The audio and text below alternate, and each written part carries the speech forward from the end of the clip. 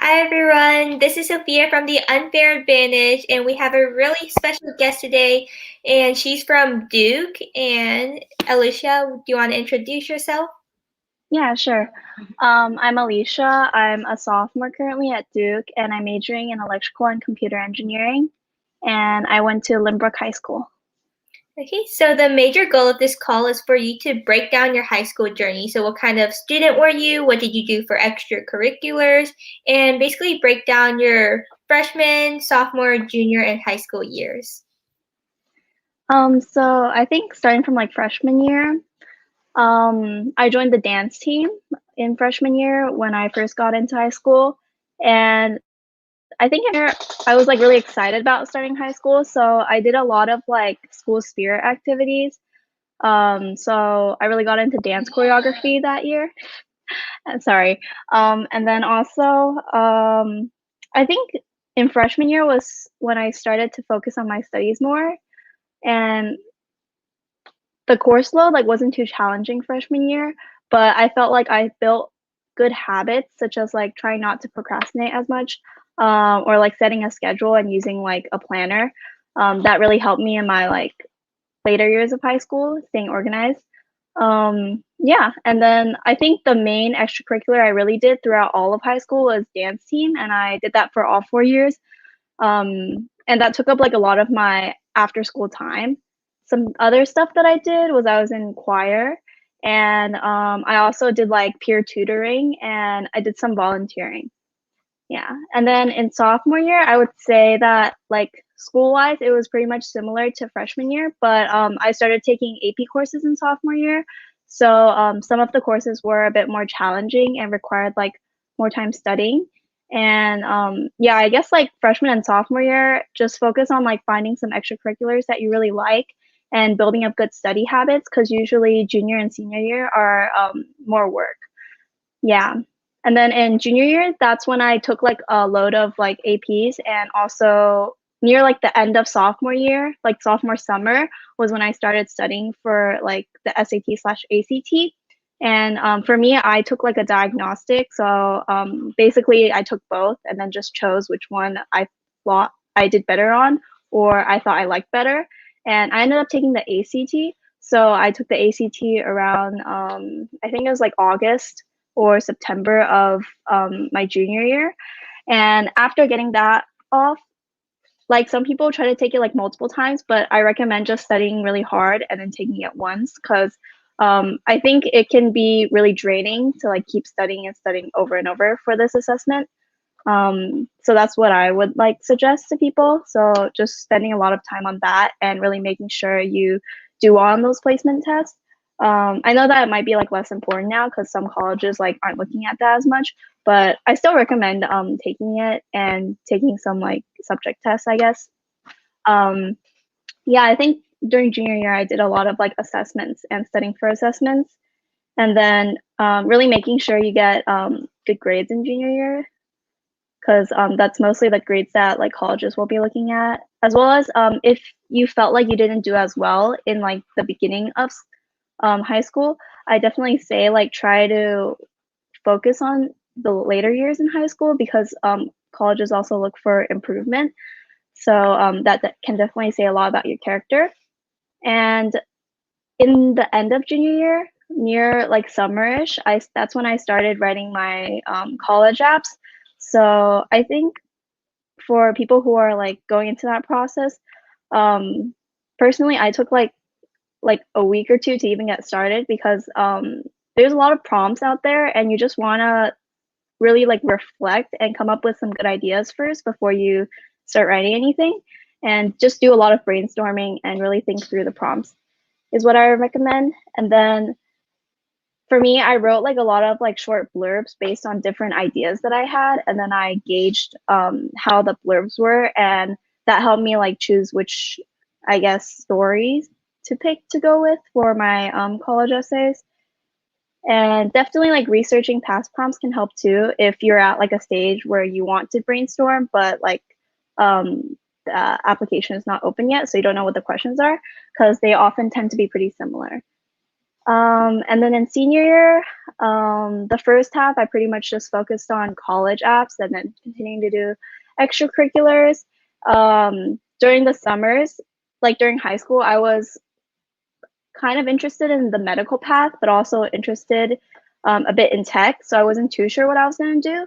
But I think if you have like a solid idea, really make sure you can try to get some like volunteer experiences or internship experiences just to one, like figure out if that's what you want to do, and two, show that you're interested through your experiences. So I did some like lab research in my junior year, and that was like really interesting because I got to kind of experience what it would be like to work in a lab, and I liked it. But then I also realized that like that wasn't really for me. So I think having those types of experiences are like important early on in high school before you go into college and like really, I guess, decide on what you're gonna study.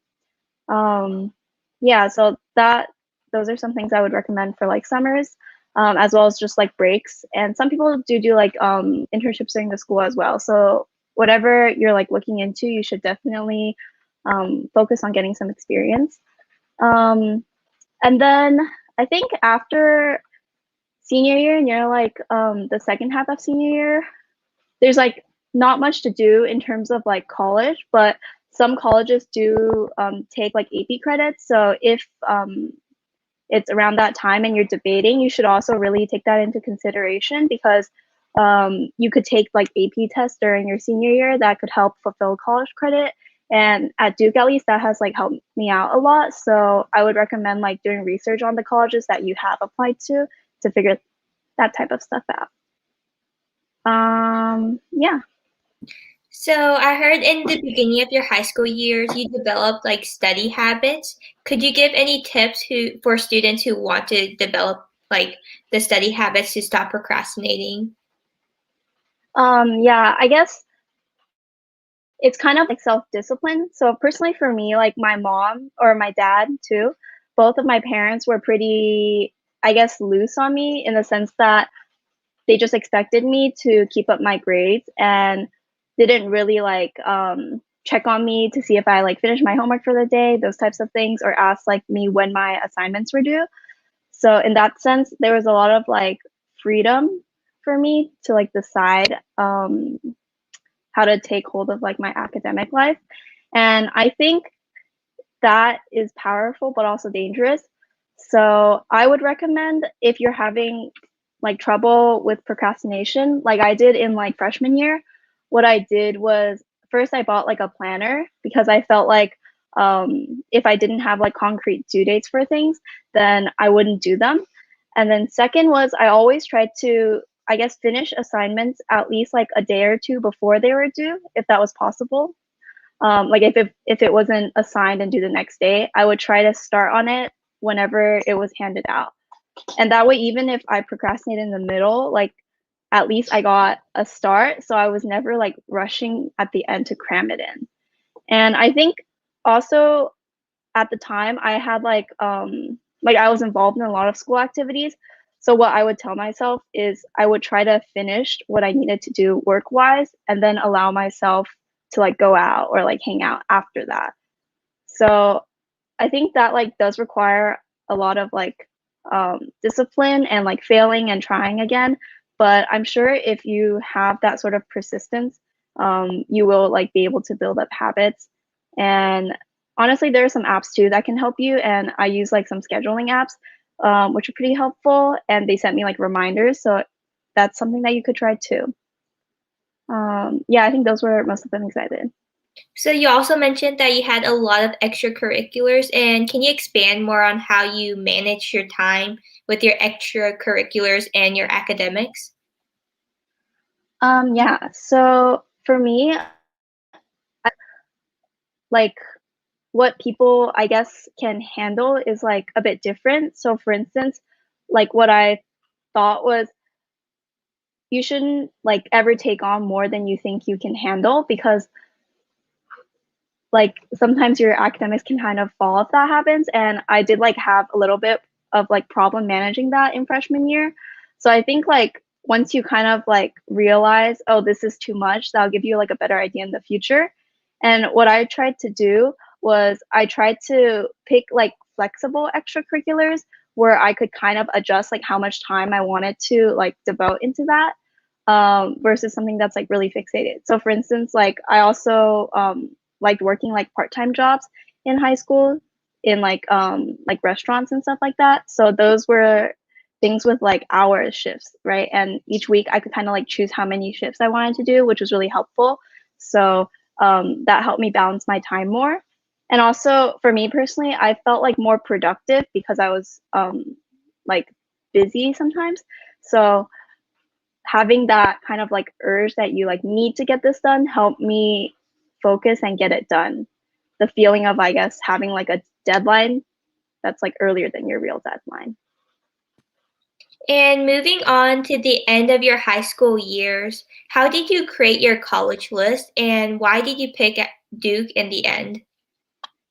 Oh, for me personally, one, I looked at like some colleges that I felt would be a good fit for like my personality and also what type of like study environment. So like one, I knew that like I didn't really like colleges that were in big cities. So like even though I know like NYU is a great school, like it wasn't on my college list because I knew that I wouldn't like the environment of the school.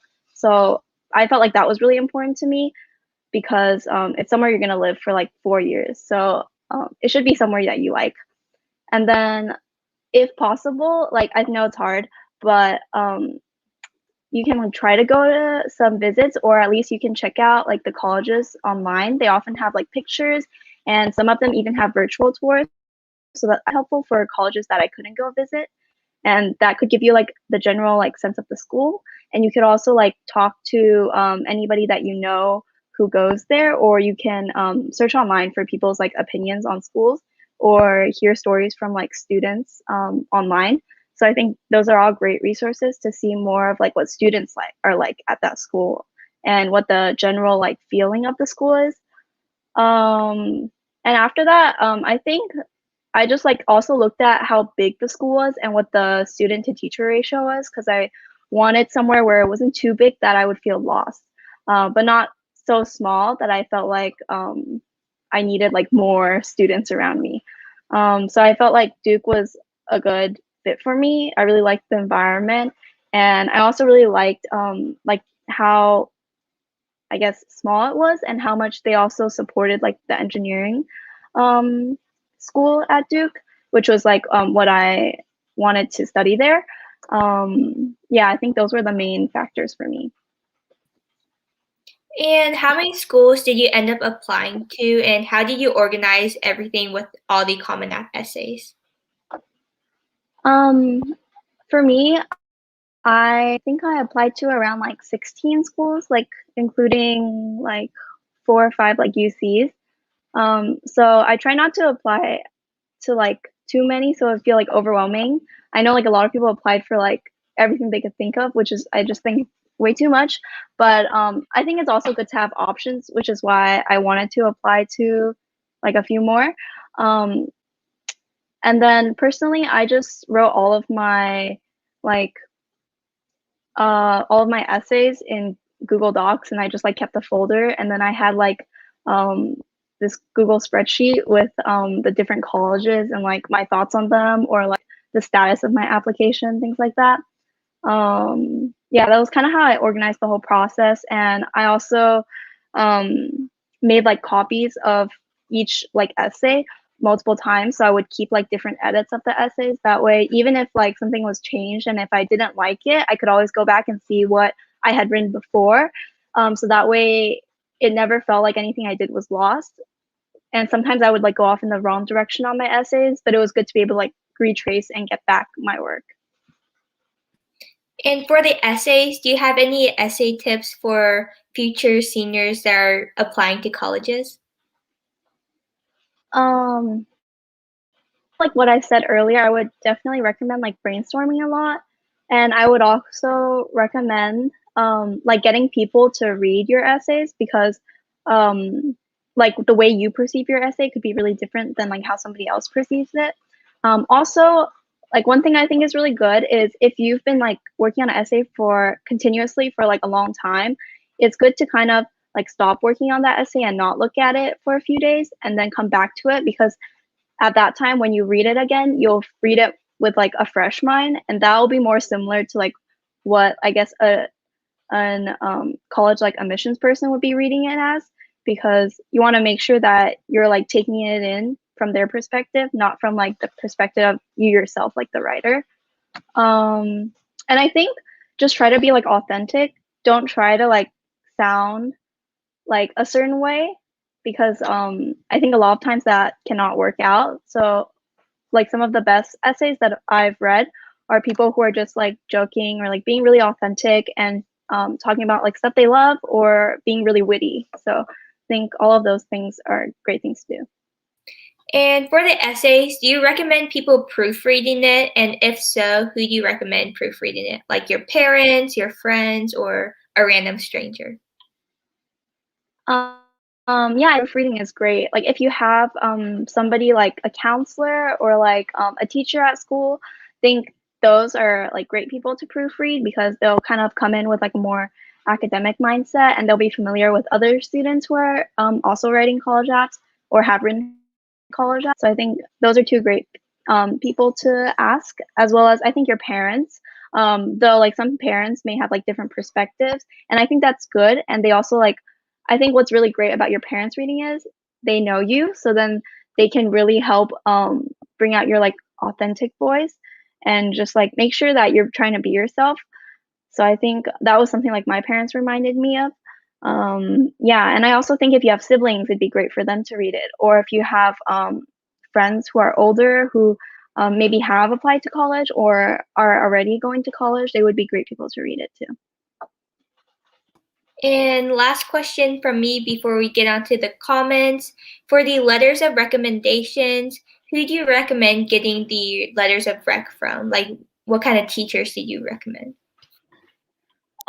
Yeah, so I think most colleges ask for like teacher recommendations, and then also I think there's probably one from like a counselor or like a principal, somebody at school, and then some have like an optional another recommendation with like if it's like a mentor or like someone you've worked with.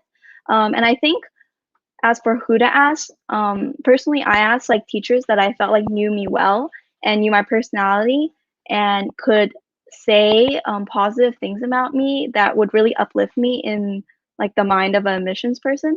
And if there's like somebody that you're like you want to ask but you're like scared of asking or like unsure, just like go for it, because like all the teachers, they like really want to help their students get into good colleges, so they'll write you like a good recommendation letter. But I would just recommend like as a student, think about all of the teachers that you've had and who you think like knows you best and would have like the most like uplifting words to say about you and can give like a different perspective than whatever you're already including in the essays. So maybe that means like picking kind of like diverse teachers in the sense of like different subjects. And maybe like if you pick like your history teacher and you want to show like you have like really strong knowledge of history, but that doesn't say so anywhere else in your application, maybe that could be something that you're considering, or like other factors like that. And the questions from the student, one is, now that you got into Duke, what do you think was the strongest part of your application? I think that kind of like hard to say, because like Duke really like picks diverse people. Like they really look for, I think, character more so than anything. So they like people who seem like are really passionate in their essays, or people who seem like they're like well-rounded and just I guess like really want to learn about different things. And I think they also asked like a why Duke essay. So I think maybe write some things that were really like unique, or like something that really speaks like about Duke. Yeah, I'm not really sure because I never like they don't release the admissions file, so I'm not sure like why, but yeah. Okay, and now the questions from the comments. Lal says, what is the most surprising thing about Duke to you? Um, I think it's like Honestly, like the diversity, because personally for me, I'm from like the Bay Area, and like I grew up in a community that was really Asian, so I didn't like know a lot of variety. So then when I went to Duke, it was really nice to like just be in a community with like international students too, and people from like all types of backgrounds, and see how we're similar, see how we're different, and yeah, just like learn from them. And I think everybody at Duke is like really smart and hardworking, but they also like know how to like relax and like have fun. So I think that was really great to see that you know, they enjoy themselves, but then they also get really serious and really hardworking when it's time. And Aditi says, what is your favorite part of the campus? Oh, I think the campus is, well, I love how like we have two campuses. So there's like a main West campus, and then there's like more of like a living campus for freshmen called East Campus. And I think like they're both really nice, but I love how like East Campus is kind of like designated for only freshmen. So it was like really nice to just like see a bunch of freshmen walking around and like eat with like freshmen only during a lot of meals, and that really helped really help freshmen make a lot of friends and form like communities within their dorms, etc. And I think West Campus is beautiful, and like right when the bus pulls up, there's like the beautiful chapel, and it's very green everywhere, just like a lot of land. I think Duke also has like really amazing food, so that's like a really big pro because you're gonna be eating it every day. But yeah. Okay. And Vivian says, where do you see yourself after college? Um, well, I guess right now I'm like studying electrical engineering and computer science. So I'll probably be doing some sort of tech job, but I'm not like entirely sure yet. And I'm thinking about getting a master's, so that could also be a route. But yeah, I'll probably be somewhere in the US or in Canada working after college. And another question that was sent in is, when did you know you wanted to do your major? Oh, well, actually, I feel like for me in high school, I was thinking like I'd be pre in college and like I try to become a doctor. But then when I got into Duke, I heard they have a biomedical engineering program, and like in Duke, it's like really easy to switch between like different majors, like even if it's between engineering and non-engineering. So like before I even came to like my first year of school, I basically switched into the engineering school, and then I started out taking like engineering classes, but I thought I was going to do like biomedical engineering. And then I like how they have like general engineering curriculum. So through that, I was able to take more like computer science classes and electrical engineering classes. And I guess that's when I thought, oh, maybe like this is more interesting. And yeah, just like it was really flexible to change. And now I'm like declared as a electrical engineering and computer science major. And when you got into Duke, was it a hard transition from high school to college?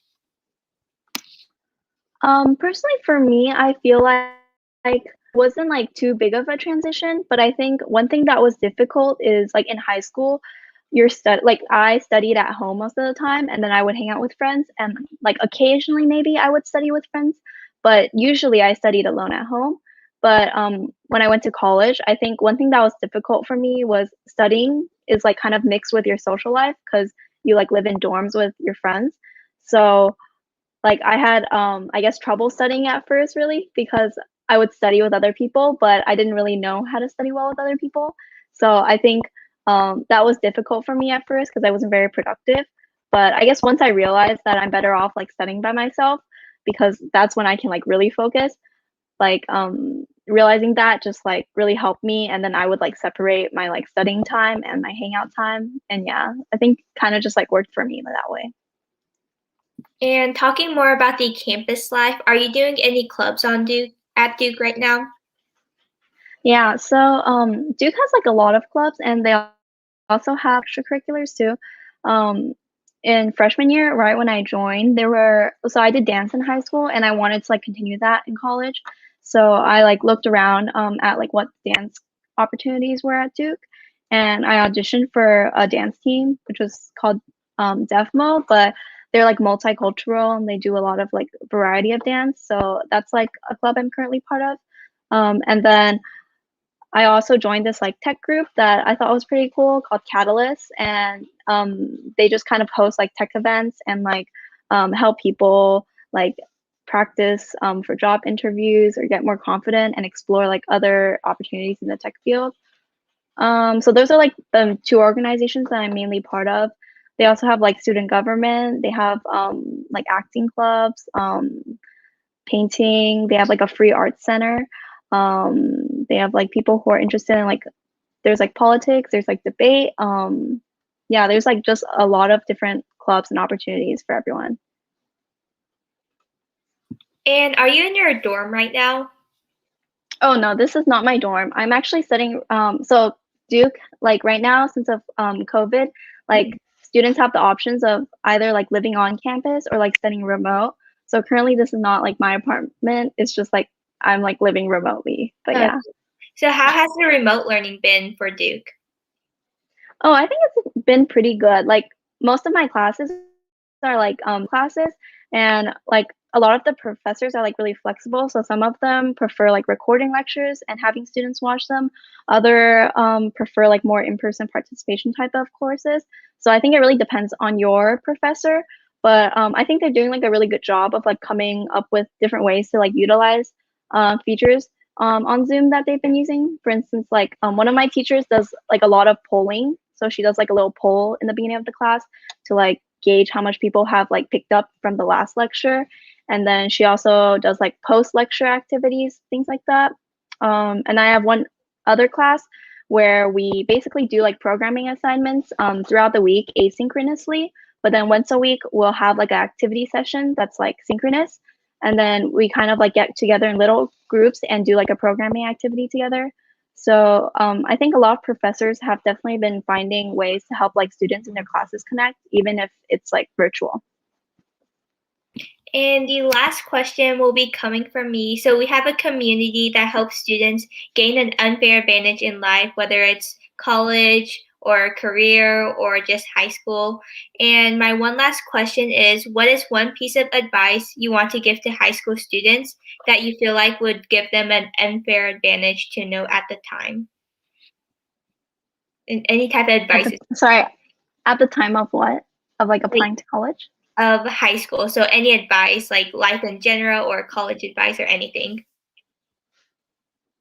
Um, I think like one thing for me was I felt like I should have really explored more career options as a high schooler because I felt like I was very like narrow-minded, thinking only about like just like doing like pre-med. But I think mostly that was because I didn't really know what I wanted to do and I didn't explore. So I didn't have anything else other than that kind of. So I think if I like knew that a lot earlier, I could have gone into other activities like robotics. That would have been like really fun for me and like help me like learn more about a career that I wanted to do.